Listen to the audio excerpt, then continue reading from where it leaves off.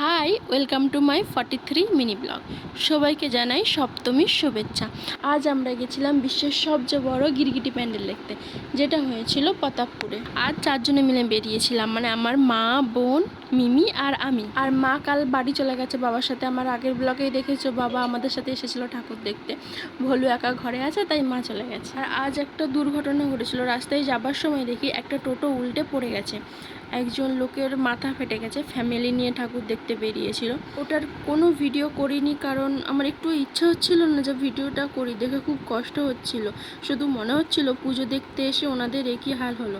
মা দুর্গাকে জানাই লোকটা যেন ভালো হয়ে যায় তাড়াতাড়ি। আর একটা কথা বলে রাখতে চাই, এরকম যদি তোমরা কখনো কোথাও যাও টোটোই করে, উঁচকো খুচকো রাস্তা থেকে টোটো থেকে নেমে পড়বে, নেমে কিছুটা হেঁটে আবার ভালো রাস্তা পেলে উঠে পড়বে, কারণ টোটো খুবই হালকা হয় আর পড়ে যাওয়ার সম্ভাবনাটাও বেশি। আমার সাথে হয়েছিল এরকম। আমি আর আমার সঙ্গে আরও দুজন ছিল। তখন আমরা টোটোই করে আসলাম আর টোটোটা উল্টে গেছিলো। অনেকজন ছিল বলে আমাদের ধরে নিয়েছিল, তাই আমাদের কিছু হয়নি। তো যাই হোক, গিরগিটি প্যান্ডেলটা দেখে আমরা চলে গেছিলাম রাজ ইন্দ্রপুরীতে, যেটা হয়েছিল হরিশপুর বন্দর। রাস্তায় যত প্যান্ডেল পড়েছিল দেখতে দেখতে আমরা বাড়ি চলে এসেছিলাম। তো আজকের মতো এখানেই। ব্লগটা কেমন লাগলো জানিও, আর বেশি বেশি লাইক করে দিও। টাটা।